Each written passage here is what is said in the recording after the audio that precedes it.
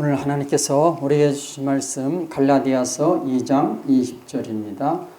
내가 그리스도와 함께 십자가에 못 박혔나니 그런즉 이제는 내가 사는 것이 아니요 오직 내 안에 그리스도께서 사시는 것이라.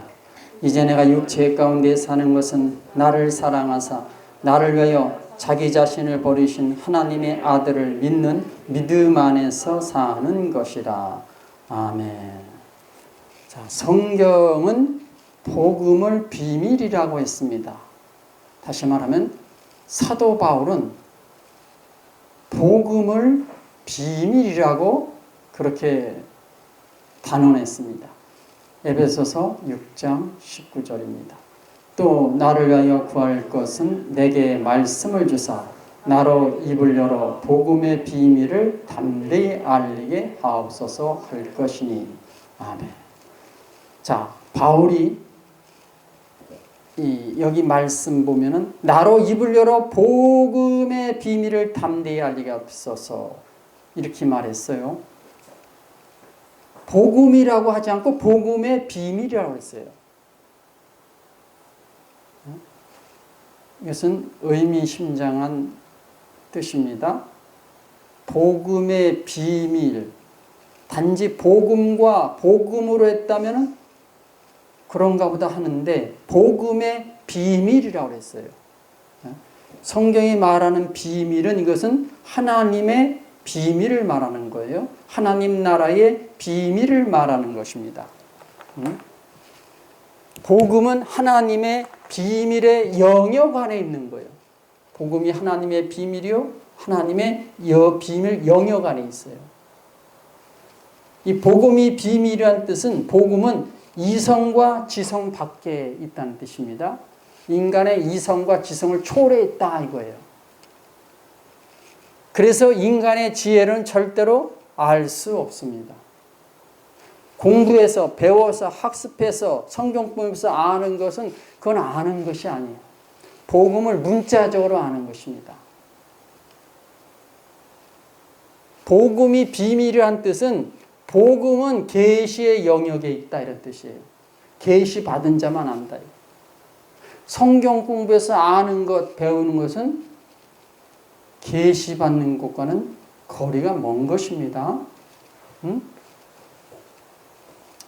그래서 복음을 깨달으면 반드시 계시를 받아야 됩니다.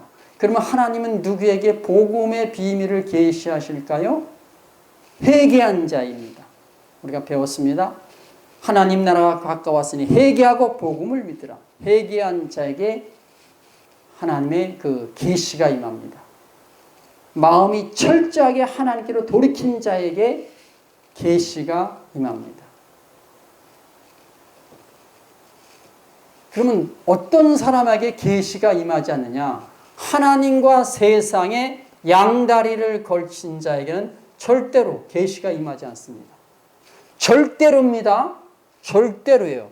하나님과 세상에 양다리를 걸친 사람은 죽었다 깨어나도 계시가 임하지 않습니다. 그 사람이 집사건, 권사건, 장로건, 전도사건, 목사건, 신부건 관계없어요.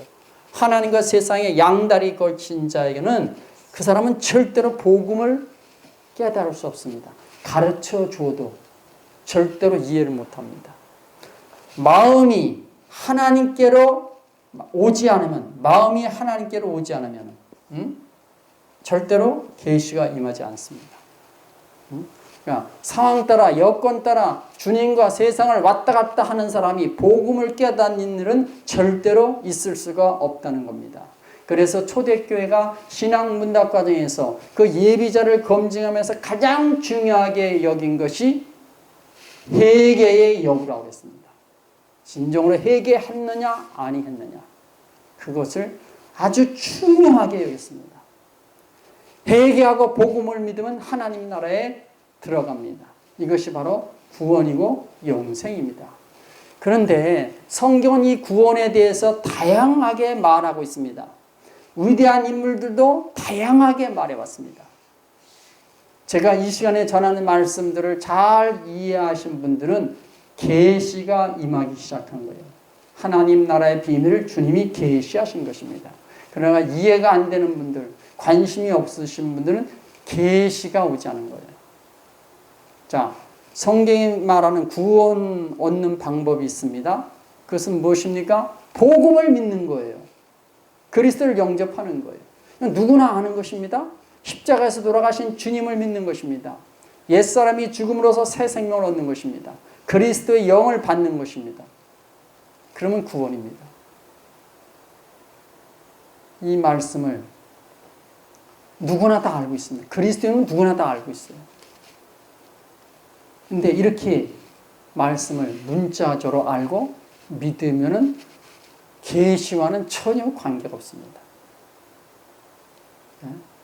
자, 그리스도인들이 말하는 영생 얻는 방법은 간단히 말해서 예수 그리스도를 믿음으로 얻는 것입니다. 맞습니다. 맞는데 이렇게 문자적으로 믿으면은 그 안에는 계시가 없다는 뜻입니다. 자, 다시 말씀 보겠습니다. 로마서 10장 9절에서 10절.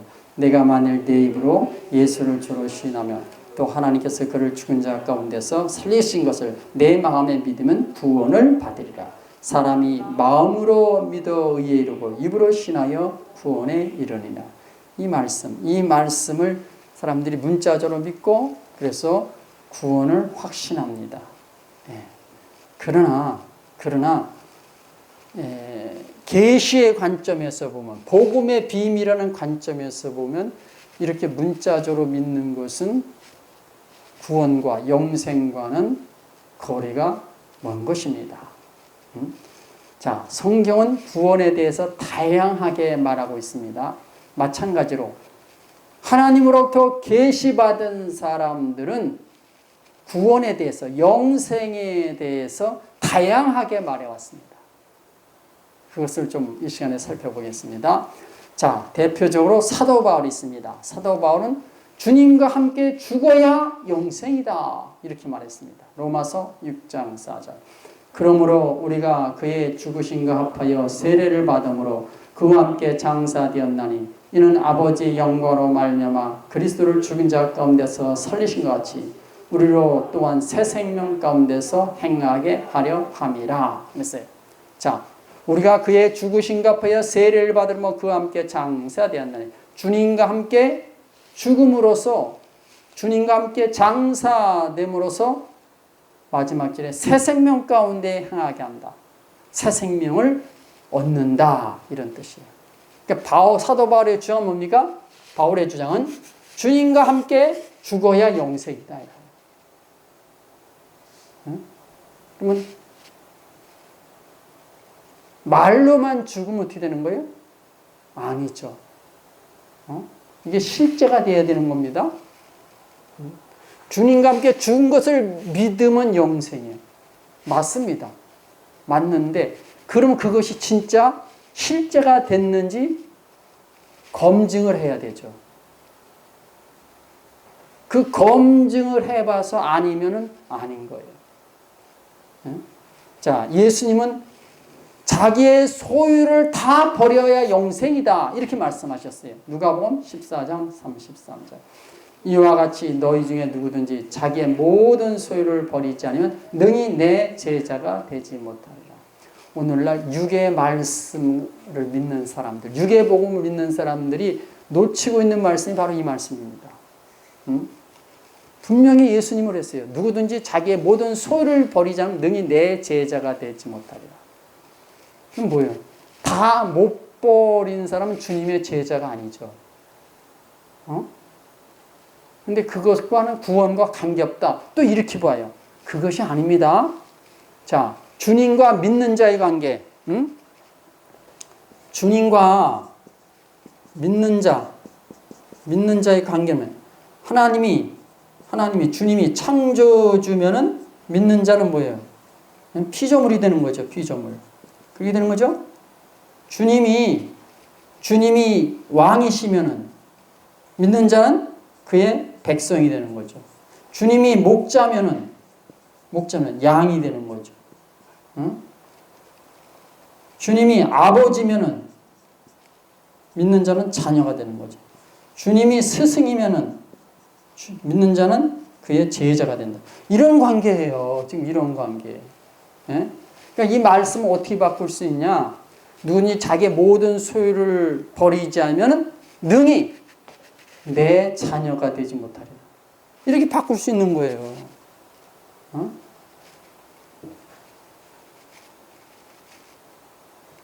누구니 자기의 모든 소유를 버리자면 능히, 예?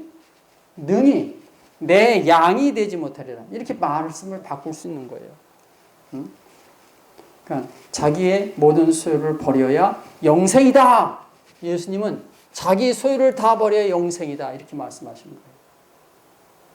그러니까 사람이 마음으로 의외로 입으로 신하여 구원에 이른다. 나 이 말씀 믿습니다. 나 그래서 구원받았습니다. 영생 얻었습니다.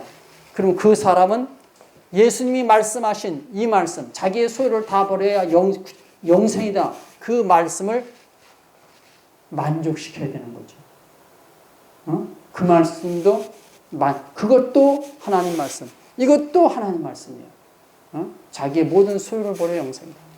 그것을 만족시켜야 되는 거죠.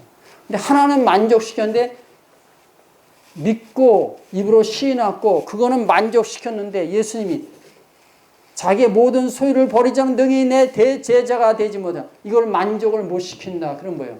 아직 구원받은 자가 아닙니다. 그렇게 봐야 되는 겁니다. 자, 자기의 소유는 뭐예요? 그 핵심은 재물과 가족과 자기 목숨이에요. 재물과 가족과 자기 목숨을 버린 적이 없는 사람이, 능히 버릴 수 없는 사람이 영생을 얻었다? 이것은 착각입니다. 동방교부들은 어떻게 말했습니까? 동방교부들은 영원히 하나님과 결합하여 영생이다. 이렇게 말했어요. 자, 보겠습니다. 인간적인 온갖 혼란의 세월이 끝나고 악행의 비바람이 싹 사라져 영혼이 다시는 흔들리지 않고 어떠한 독단물에도 휘말리지 않는 그때가 오기까지 영혼은 하나님의 말씀과 일체가 될 수도 없고 하나님과 결합할 수도 없다. 다시 한번 봅니다. 인간적인 온갖 혼란의 세월이 끝나고 악행의 비바람이 싹 사라져 영혼이 다시는 흔들리지 않고 어떤 독단물에도 휘말리지 않는 그때가 오기까지 영혼은 하나님의 말씀과 일체가 될 수도 없고 하나님과 결합할 수도 없다. 자, 영혼이 하나님과 일체가 되고 결합해야 영생이다. 이런 뜻이에요. 이게 동방교부들의 사상입니다. 자, 독일 신학의 저자는 어떻게 말했습니까? 신화를 이루어 영생이다. 이렇게 말했어요. 자, 보겠습니다. 신화된 사람이 사는 곳에는 가장 선하고 고귀한 삶, 하나님 보시기에 가장 귀중한 삶이 있습니다. 신화를 지금 강조했어요. 신화를 강조했어요.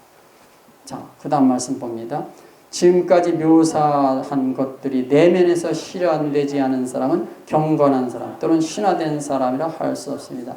독일 신학의 저자가 그 책에서 강조하는 것은 신화입니다. 신화.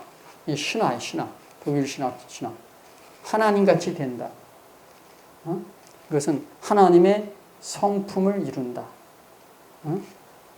하나님을 본받은 사람이 된다. 이런 뜻이에요, 신화. 하나님같이 된다. 그러니까, 자, 이 말씀을 처음부터 다시 보겠습니다. 자, 신화된 사람이 사는 곳에는 가장 선하고 고귀한 삶, 하나님 보시기에 가장 귀중한 삶이 있습니다. 신화된 사람, 다시 말하면 영생 얻은 사람, 구원받은 그런 사람을 말하는 거예요. 그 다음 말씀, 지금까지 묘사한 것들이 내면에서 실현되지 않은 사람은 경건한 사람 또는 신화된 사람이라고 할 수 없습니다. 신화라는 것은 하나님과 동등하다 그런 뜻이 아니라 하나님의 성품을 닮았다 이런 뜻이에요. 자, 지금 이 계시 받은 사람들이 계시예요, 계시. 계시.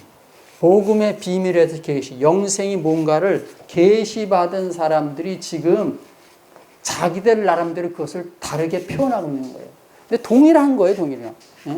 독일 신학 저자는 신화를 강조했어요. 자, 루터가 독일 교회의 아버지라고 칭한 요하네스 타울러가 있습니다. 요하네스 타울러는 뭐라고 말하느냐? 자기 의지가 죽어야 영생이다. 자기 의지가 죽어야 영생이다. 이렇게 말했어요. 보겠습니다.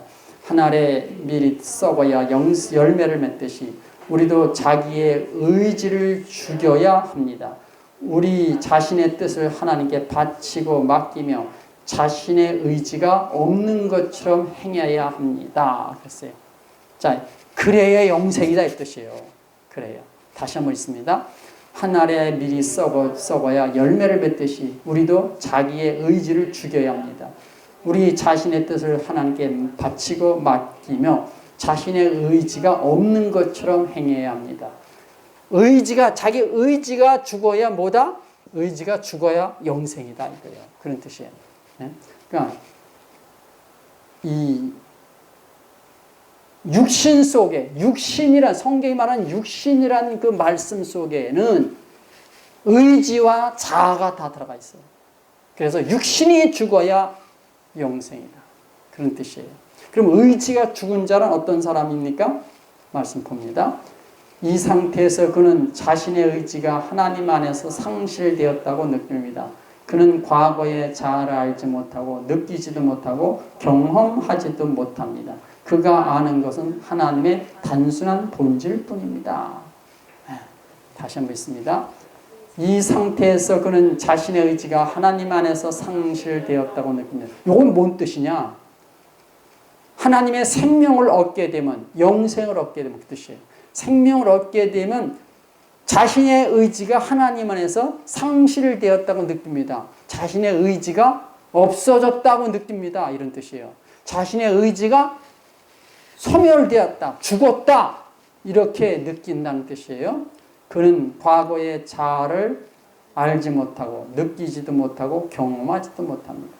과거의 자아, 과거의 육신, 과거의 자기 자신을 잃어버려서 이렇게 된다 이런 뜻이에요.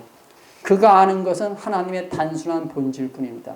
그가 아는 것은 하나님의 생명이 임했기 때문에 생명이 들어왔기 때문에 자기 안에 하나님의 성품이 이루어진 것을 본다 이런 뜻이에요. 그걸 안다 이거예요. 응? 자, 다시 설명합니다.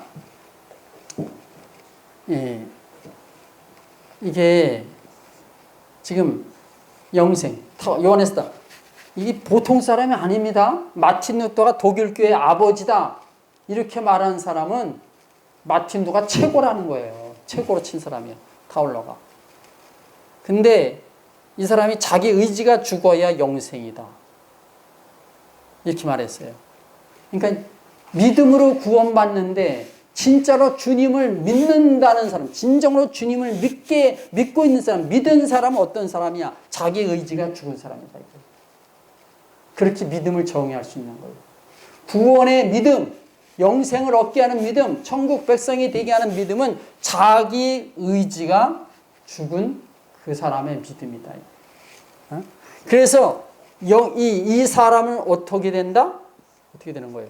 자, 자기 의지가 상실되었다는 것은 육신이 처리된 거예요.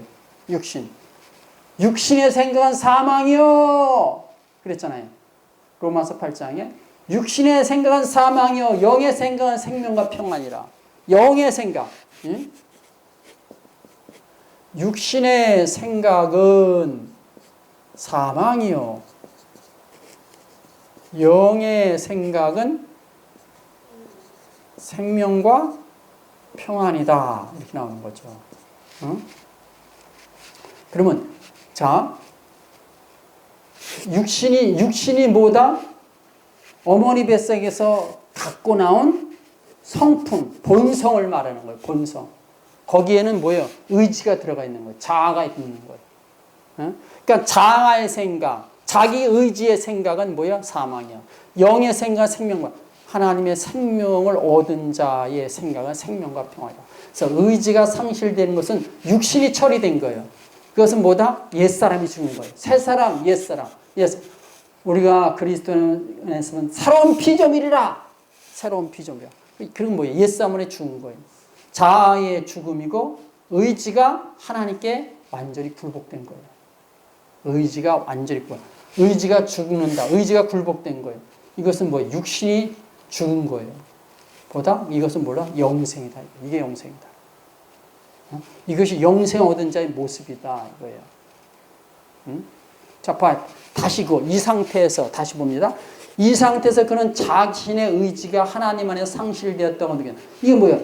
하나님의 생명을 얻게 되면 영생을 얻은 자는 자신의 의지가 어떻게 됐다? 상실되었다. 그런 의지가 뭐예요? 의지가 하나님께 굴복된 거예요. 그러니까 자기 의지가 예전에 자기 의지가 없어진 거예요. 의지가 상실되었다는 것은 의지가 굴복된 거예요. 육신이 처리된 걸 말하는 거예요. 그는 과거의 자아를 알지 못하고 예전에 자기 자신의 존재를 알지 못, 잊어버린다. 예전에 자기 의지가 어땠어요? 누가 조금만 건드리면 혈기가 나오고,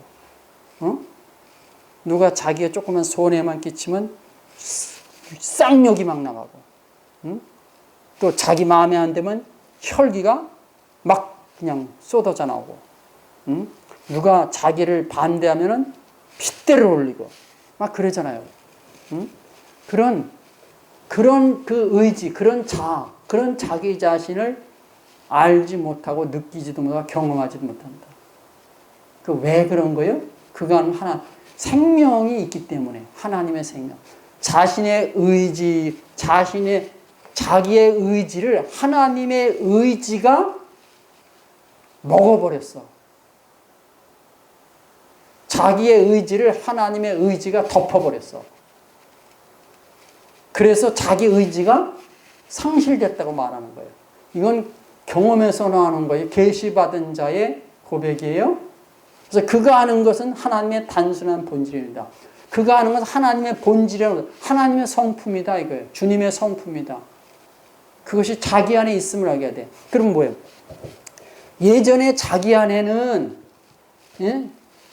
설기도 있고 악한 생각도 있고 또 이런 것 저런 것들이 죄악된 것이 많이 있었는데 생명 얻고 보니까 자기 자신을 가만히 살펴보니까 그런 것들은 잘 보이지 않고 하나님의 그런 성품들이 자기 안에 있다 이거예요. 그래서 그것이 뭐다? 생명이고 평안이다 이거예요. 특징을 이렇게 말해요. 하나님의 나라는 먹고 마시는 것이 아니요 곧 성령에서 의와 평강과 희락이다. 평안이 주장하는 사람이 됐다. 예전엔 안 그랬는데 보니까 자기가 변한 거예요. 자기가 달라진 거예요. 겉모습은 그대로예요. 달라졌다. 바울이 내가 그리스도와 함께 십자가에 못 박혔나니 이제는 내가 사는 것이 아니요 오직 내 안에 그리스도에 사시는 것이라.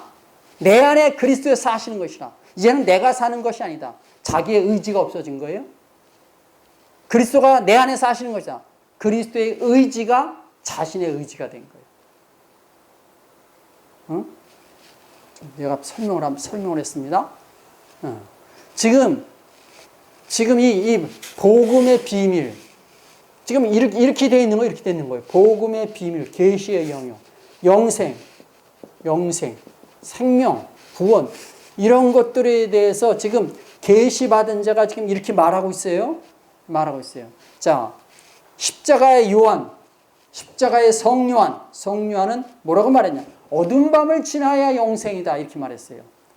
자, 읽습니다. 하나님께 이르기 위해서는 알기를 원하기보다는 알지 못하면서 가야 하고 거룩한 빛에 바싹 가까이 가려면 눈을 뜨고 가기보다는 암흑 속에 들어가면서 그리고 장님이 되면서 가야 한다.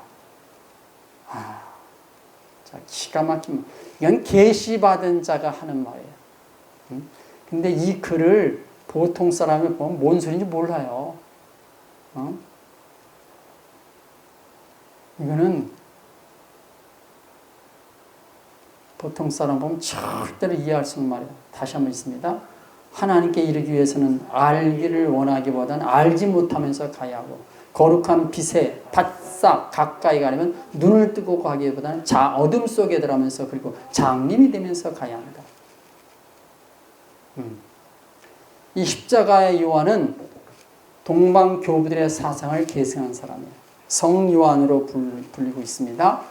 예. 자, 성요한이 왜 그럴까요?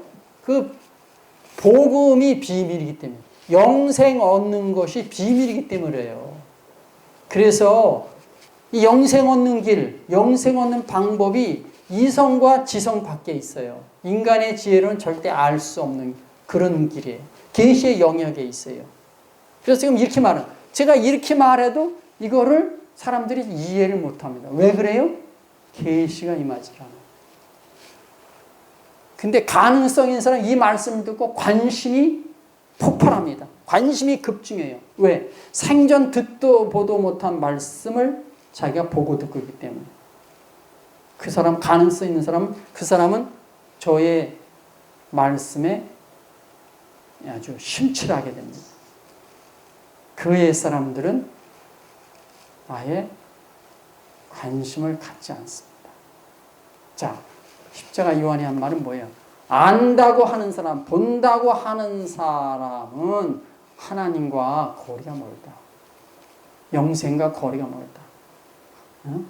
안다고 하는 사람, 본다고 하는 사람은 영생과 거리가 먼 사람. 왜요? 지금 이거는 계시의 영역에 있는 거예요. 계시. 그러니까 인간의 지혜로, 이성과 지성으로 안 되는 거예요. 그것을 뛰어넘어야 되거든요. 그러니까 뭐예요? 그것은 못해요? 암흑 속으로 들어가는 거예요.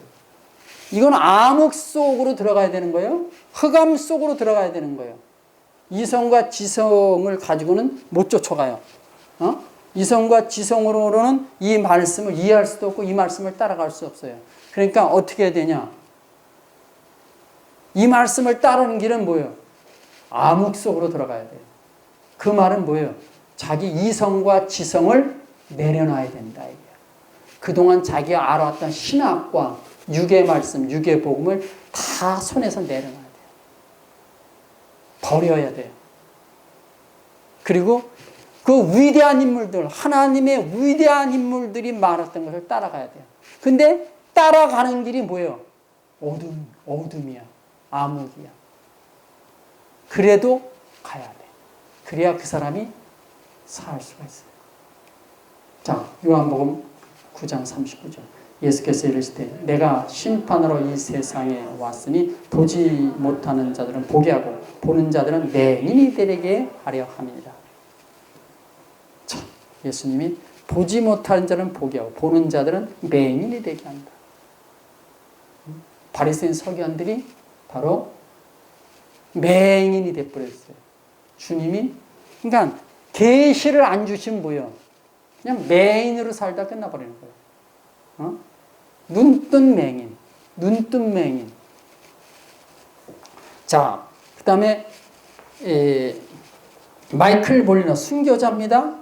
16세기 순교자. 그 사람은 뭐예요? 하나님 안에서 자기를 잃어버려야 영생이다. 자기를 포기해야 영생이다. 이렇게 말했어요. 자기 포기만이 영생이다. 자, 읽습니다. 아마도 많은 사람들, 아니 대부분의 신자들이 진정으로 하나님을 찾고 그분과 동행하기를 원할 것입니다. 그러나 대부분이 입구에서 벗어나지 못하고 있습니다. 왜냐하면 소수의 신자들만이 기꺼이 죽으려 하기 때문입니다. 하나님의 놀라운 선물은 이렇게 죽으려는 의지 속에서 발견되는 것입니다. 너무 기가 막히는 말씀. 다시 한번 봅니다. 아마도 많은 사람들, 아니 대부분의 신자들이 진정으로 하나님을 찾고 그분과 동행하기를 원할 것입니다. 그러나 대부분이 입구에서 벗어나지 못하고 있습니다. 왜냐하면 소수의 신자들만이 기꺼이 죽으려 하기 때문입니다. 하나님의 놀라운 선물은 이렇게 죽으려는 의지 속에서 발견되는 것입니다. 죽으려는 의지 속이, 그것은 뭘 말하는 것? 죽이려는 의지. 그냥 자기 의지가 죽어야 된다는 것이고, 거기는 뭐예요? 자기 소유를 다 버려. 뭐 자기 목숨까지 버려야 돼요. 그래야, 그런 의지가 있어야, 자기 목숨까지 버리려는 의지, 자기 의지를 포기하는 이 의지, 자신을 완전히 포기하려는 그 의지를 가진 사람만이 뭐예요? 영생을 얻는다. 계시받은 사람이 다양하게 말하고 있어요. 그럼 저는 어떻게 말할까요? 저는 십자가의 길로 가서 십자가의 여정을 완주해야 된다. 이렇게 말해요. 다시 말하면 십자가를 통과해야 영생이다. 그랬어요. 십자가를 통과해. 저는 십자가를 통과해 영생. 이렇게 말해요. 다 동일한 말이에요. 자, 한번 쭉 한번 읽겠습니다. 그러나 감사하게도 주님은 그가 사랑하는 사람을 십자가의 길로 이끄셔서 그의 육신을 십자가로 처리하신다. 그런데 이 일은 세상이 알 수도 없고 깨달을 수도 없는 고통스러운 경험이다. 왜냐하면 십자가는 십자가의 길을 가는 자가 마침내 주님께 온전히 항복하며 굴복되어지는 종착지이자 주님이 휘두르는 무지막지한 사랑의 폭력에 의해서 육신이 진멸되는 처참한 현장이기 때문이다. 뿐만 아니라 십자가는 오직 자기를 사랑하며 우상 숭배하던 육신이 형장의 이슬로 사라지는 장소이기 때문이다. 그래서 세상은 이 길을 좋아하지도 않으며 환영하지도 않는다. 하지만 이 일은 주님이 자신의 생명을 주시기로 작정한 사람에게는 피할 수 없는 정상적인 과정이다. 이와 같은 십자가를 통해서만 죄인이 하나님과 진정한 화해가 이루어지면서 주님의 생명이 임하게 된다. 그러므로 십자가의 길을 가는 자는 아무리 고통스러운 일을 당한다 할지라도 오히려 감사해야 하고 낙심하지 않도록 진리의 말씀에 든든히 서야만 하는 것이다. 자, 이상의 모든 주장들은 다른 것 같지만 다 영생에 대해서 말한 거예요. 계시받은 자의 주장이에요. 계시받은 자가 그 계시를 잘 소화하고 해석해서 어떻게 영생을 얻을 수 있냐, 그것을 이렇게 다양하게 말한 거예요. 이렇게 다양하게. 초대교회는 회개를 매우 중요시했다고 했습니다. 회개를 다른 말로 표현하면 내 의지가 주님께 굴복하기 시작한 거예요. 내 의지가 주님께 굴복하는 것. 그것이 회개예요. 그래서 이 타올러가 자기 의지가 죽어야 영생이다 이렇게 말한 거예요. 마틴 루터는 어떻게 말했어요? 의지가 완전히 하나님께 복종되어야 영생이다 이렇게 말한 거예요. 말씀 보겠습니다. 의지가 완전히 복종되면 아버지의 것들도 확실히 정복될 것입니다. 의지가 완전히 복종돼야, 자기 의지가 하나님께 완전히 복종돼야 하나님 아버지의 것들이 확실히 정복된다. 하나님의 아버지의 것들, 가장 소중한 것, 생명을 얻게 된다. 이런 뜻이에요. 다시 말하면 나의 본성적인 의지가 하나님께 완전히 복종될 때에 하나님의 생명이 내 것이 된다. 그 소리예요. 자, 본문 말씀 다시 한번 보겠습니다. 내가 그리스도와 십자가에 함께 못 박혔나니 그런즉 이제는 내가 사는 것이냐 오직 내 안에 그리스도께서 사시는 것이다. 이제 내가 육체 가운데 사는 것은 나를 사랑하사 나를 위하여 자기 자신을 버리신 하나님의 아들을 믿는 믿음 안에서 사는 것이다. 자, 이 말씀은 뭔 말씀입니까? 생명 얻은 자의 모습을 말하고 있는 거예요. 바울이 받은 계시를 이렇게 표현한 거예요. 생명 얻은 자는 바로 이런 사람이다. 내가 바로 생명 얻은 자다. 생명 얻은 자는 바로 이런 사람이다. 지금 그것을 말하고 있는 거예요. 육신이 죽어야, 의지가 죽어야 이렇게 될 수 있다. 이런 뜻이에요, 또. 자, 이 모든 것이